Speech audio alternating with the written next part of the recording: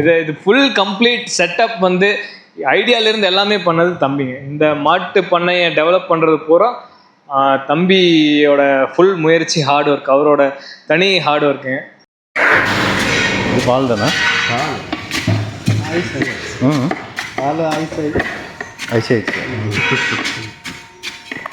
ஷெட்டெல்லாம் போடுறதுக்கு பார்த்தீங்கன்னா ஒரு கிட்டத்தட்ட 10-20 ஃபார்ம் பக்கம் போய் நேரடியாக விசிட் பண்ணாங்க.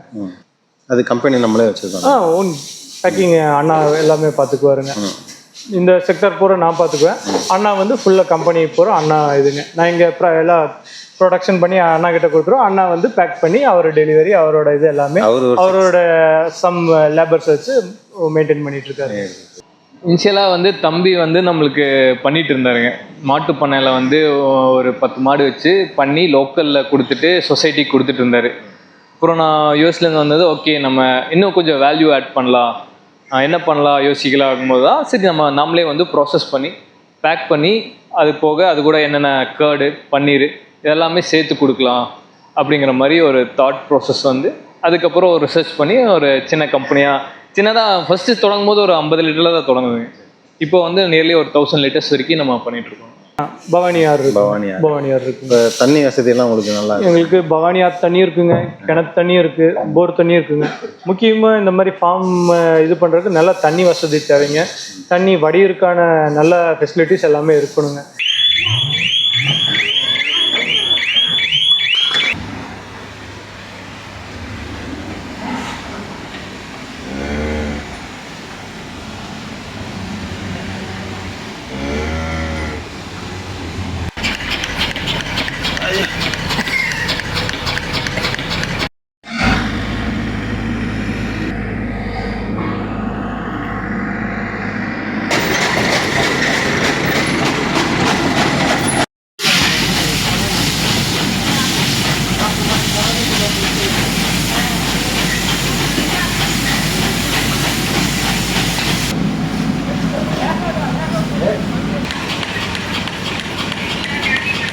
என் பேர் ரஜி பிரசாந்துங்க.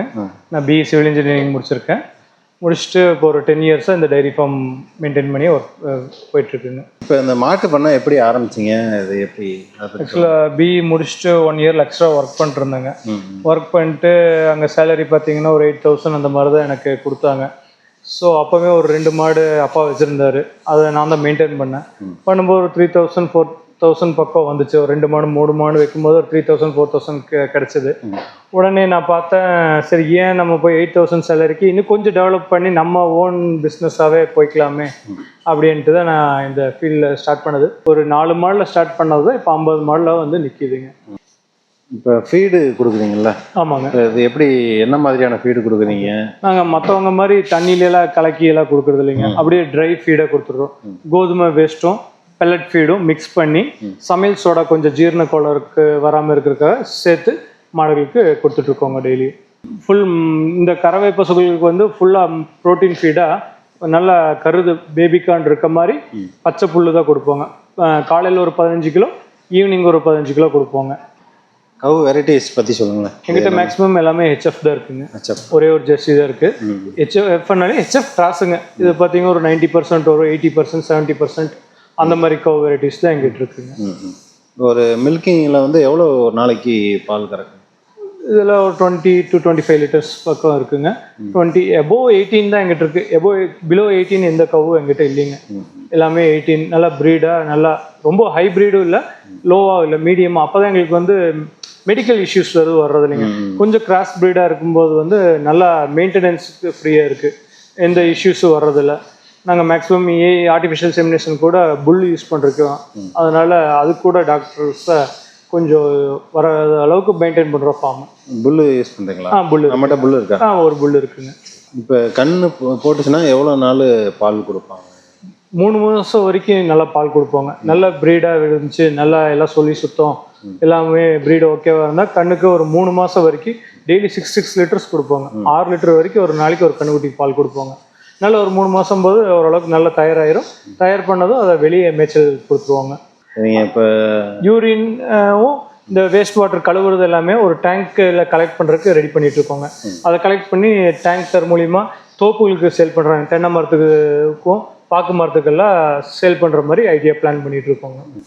இது எப்படிங்க சார், இப்போ பால் கறந்ததுக்கப்புறம் என்ன நம்மக்கிட்ட இதை வந்து நம்மளே ப்ராசஸ் பண்ணுறோம் இல்லைங்களா? ஆமாங்க.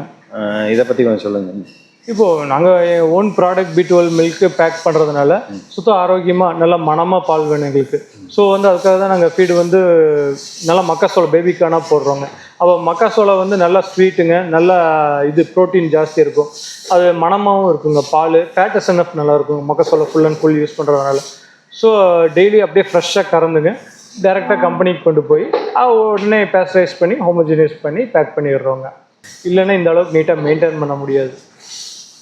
இப்போ பால் மாடு வளர்க்குறதுல வந்து நல்ல லாபகரமான தொழிலாக இதை பற்றி உங்களோட? கண்டிப்பாங்க, எல்லா தொழிலும் லாபகரம் தாங்க. அதில் உங்கள் எஃபெக்ட் எவ்வளோ இருக்கோ அந்த அளவுக்கு உங்களுக்கு லாபம் கிடைக்கும்.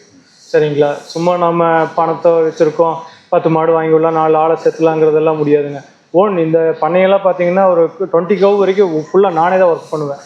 அப்போது அந்த அளவுக்கு ஒர்க் பண்ணாங்காட்டி தான் ஒரு கவு உள்ள வாட்ச் பண்ணாலே இந்த கவுக்கு இது ப்ராப்ளம்மு ஏதோ இருக்குது, சம்திங் மேவ் சாப்பிடல, மடிவீக்க வரும், அஜீரண கோளாறு பிரச்சனை இருக்கும், ஃபீவர் இருக்கும், அந்த கவ்வை பார்த்தாலே ஸ்கேன் பண்ணிடுவோம். இந்த ட்ரபிள் தான் அப்படின்னு உடனே ஃபஸ்ட் எய்ட் நாங்களே பண்ணுவோம். நெக்ஸ்ட் டாக்டர் ஸ்டெப்பை கூப்பிட்டு இது பண்ணிடுவாங்க. அதுக்கு அந்த மெடிசின்ஸ் எல்லாம் கொடுத்துருவோம். அதை பற்றியில் தெரிஞ்சுக்கணுங்க. தெரியாமலாம் நம்ம வந்து பண்ண ஸ்டார்ட் பண்ணி இந்த அளவுக்கு சக்ஸஸ்ஃபுல்லாக நடத்த முடியாதுங்க. சரிங்க சார், நிறைய தகவல் சொன்னீங்க. ரொம்ப நன்றிங்க.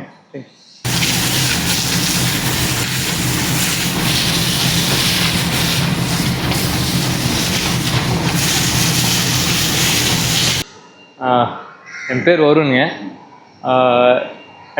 இங்கே மேட்டுப்பாளையத்தில் இருக்கோம். இது நம்ம தோட்டத்தில் நம்ம இப்போது பால் பண்ணை வச்சு ஒரு டைரி கம்பெனியும் வச்சு பண்ணிகிட்ருக்கோங்க. நான் ஐடிலையும் ஒர்க் பண்ணிகிட்ருக்கேன். ஐடியில் இருந்தேன், யூஎஸில் இருந்தேன், ரிட்டர்ன் ஆகி இங்கே இது புதுசாக தொடங்கி இது பண்ணிகிட்ருக்கேங்க. அது தம்பிக்கு வந்து நல்லா நாலேஜ், மாட்டு அவரே வந்து எல்லாமே பார்த்துக்குவாருங்க. ஸோ இப்போது முதல்ல வந்து 50 மாடியும் வந்து 50 மாடில் ஒரு 40 மாடு எப்போவுமே கறக்கிற மாதிரி வச்சுக்குவாருங்க. ஒரு 5 to 10 மாடு மட்டும்தான் அந்த இது தனையாக வச்சுக்குவார். ஸோ எப்போவுமே அந்த பால் சப்ளை குறையாமல் ஒரு 400 லிட்டர்ஸ் 500 லிட்டர்ஸ்னால் அதை குறையாமல் வைக்கணுங்கிறதுக்காவது அவர் வந்து அந்த கரெக்டாக கால்குலேஷன் பண்ணி அது ரொட்டேஷன் பண்ணிகிட்டே இருப்பார். ஸோ அதனால தான் வந்து எப்போவுமே ஒரு 500 to 600 லிட்டர்ஸ் இங்கே எப்போவுமே இருக்குங்க. காலையில் வந்து 4 o'clock கறந்துடுவாங்க. கறந்த உடனே வந்து எடுத்துகிட்டு வந்து நம்ம இந்த டேங்க்கில் ஊற்றிடுவாங்க. இது வந்து கூலிங் டேங்க்குங்க, பிஎம்சி கூலிங் டேங்க்ஸ். இந்த டேங்க்கில் வந்து ஊற்றி, ஏன்னா நம்ம ரொம்ப நேரம் வெளியே வச்சுருந்தா இதாகும்னா கூல் பண்ணிக்குவோம், எப்போவுமே கூல் பண்ணி சேவ் பண்ணிக்குவோம் ஃபஸ்ட். அதுக்கப்புறம் அடுத்த ப்ராசஸ் வந்து பேஸ்சரைசரும்பாங்க. ஸோ இங்கேருந்து பேஸ்சரைசர் போச்சுன்னா ஒரு 80 டிகிரியில் வந்து உங்களுக்கு சூடாகுங்க. 80 டிகிரியில் சூடாகும் போது அதில் இருக்க எல்லா ஒரு பாக்டீரியா இதெல்லாமே கொன்றும். அதுக்கப்புறம் ஹோமோஜனைஸ் ப்ராசஸ்ம்பாங்க.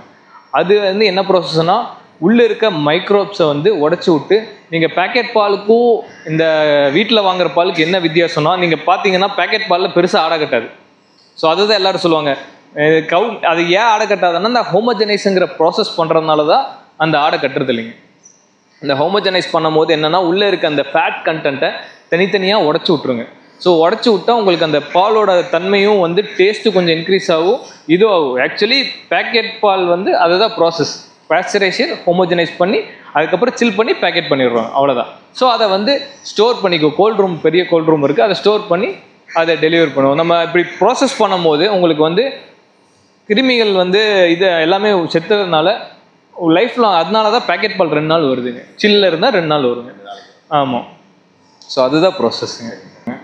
ஒன்று வந்து 6 ஃபேட்டு, இன்னொன்று வந்து 4.5, இன்னொன்று வந்து 3.5. அது போக அப்புறம் கர்ட் பண்ணுறோங்க, அது போக பன்னீர் பண்ணுறோம். ஸோ இது போக கீயும் பண்ணுறோங்க. இது எல்லாமே வந்து நம்ம பாலில் வச்சு, இந்த ஒரு பாலில் வச்சு இவ்வளோ ப்ராடக்ட்டும் பண்ணுறோங்க. இப்போ ஒவ்வொரு ப்ராடக்ட்டுக்கும் ப்ராசஸிங் வந்து வேறு மாதிரி இருக்குங்க. ஆமாங்க. இது எப்படின்னா பேசிக்காக 6%ங்கும் போது உங்களுக்கு வந்து பாலில் வந்து நம்ம நார்மலாக கறக்கிற பாலில் மில்கில் வந்து எவ்வளோ இருக்குன்னா 4% தான் இருக்குங்க. 3.8 to 4% தான் இருக்கும். அதுதான் 6% ஆக்கணும்னா நம்ம வந்து க்ரீம் எக்ஸ்ட்ரா ஆட் பண்ணணுங்க.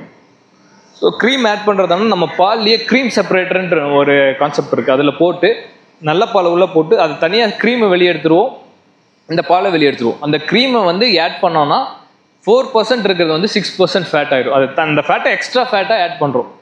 ஸோ அதே மாதிரி 4.5க்கு 4லேருந்து ஒரு 5% அதில் கொஞ்சம் க்ரீம் ஆட் பண்ணுவாங்க. கவு மில்க்குன்னா அப்படியே ப்ளைனாக வந்து நம்ம என்ன இருக்கோ அதை ப்ராசஸ் பண்ணி கொடுத்துருவோம். கரடுக்கு வந்து பேக்கிங் ஆகிறப்ப பாலாக தானே இருக்கும். ஆமாங்க, அது வந்து கல்ச்சர்னுபாங்க. ப்ரோபயாட்டிக் வந்து உள்ளே ஆட் பண்ணுவாங்க.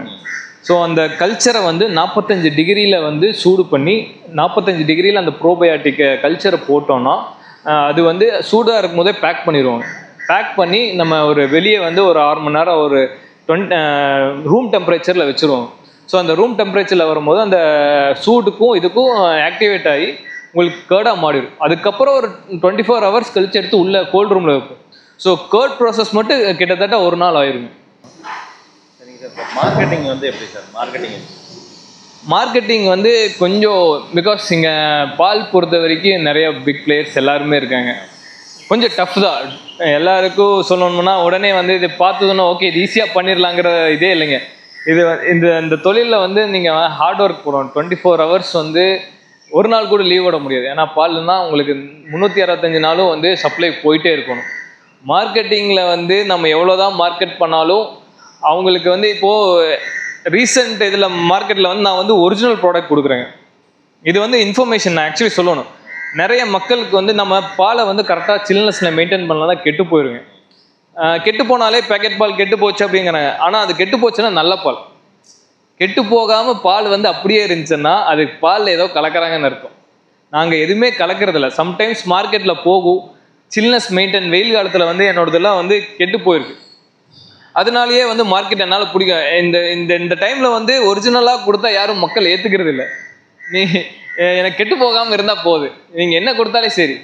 இல்லைங்க மாற்றி கொடுக்குறதுக்கு ரெடியாக இருப்போம் நம்ம. ஆனால் வந்து எனக்கு வந்து கெட்டு போகாமல் இருக்கும்னு சொல்லுவேன். ஆனால் ஒரிஜினல் குவாலிட்டியில் கொடுக்கும்போது உங்களுக்கு வந்து பால் எந்த ப்ராடக்டாக இருந்தாலும் கெட்டு போங்க. ஃபுட்டை பொறுத்த வரைக்கும் உங்களுக்கு வந்து மேக்ஸிமம் வந்து கரெக்டாக ஹேண்டில் பண்ணலன்னா அந்த பால் கெட்டு போகும், இதாகும். ஸோ மார்க்கெட்டிங் வந்து கொஞ்சம் டஃப்பு தான். பட் இருந்தாலும் நம்ம மார்க்கெட்டிங்க்குன்னு 2 பேரை போட்டு பண்ணியிருக்கோம். நாமளே வந்து நேராக போய் பேசுவோம். நிறைய பேர் வந்து விசிட் பண்ண சொல்லுவோம். நாங்கள் பக்கத்துலேயே லோக்கலில் இருக்கிறதுனால நீங்கள் வந்து பாருங்கள். எங்கள் பண்ணையில் வந்து டேரெக்டாக எடுத்து தான் பண்ணுறோம். வேறு எங்கேயுமே எதுவுமே பண்ணுறதில்ல. எல்லாம் பியூராக வந்து நம்ம ஓன் ப்ரொடக்ஷன் பண்ணுறதுனால அதனால கொஞ்சம் நிறைய பேருக்கு நம்பிக்கை இருக்குது. ஓகே இவங்க ஓனாக ப்ரொடக்ஷன் பண்ணுறாங்க அப்படிங்கிறதுனால அதனால கொஞ்சம் பேர் வராங்க. ஓகே சில பேர் அண்டர்ஸ்டாண்ட் பண்ணிக்கிறேன். ஓகே ஒரிஜினல்லாம் இதுதான் இப்படி தான் இருக்கும் அப்படிங்கிற மாதிரி அண்டர்ஸ்டாண்ட் பண்ணிக்கிறேன். இது நம்மளோட கான்டாக்ட் நம்பர். தேங்க்ஸுங்க. மில்க் ப்ரொடக்ஷன் எப்படி பண்ணுறாங்கன்றத வீடியோவில் பார்த்தோம். தேங்க்யூ.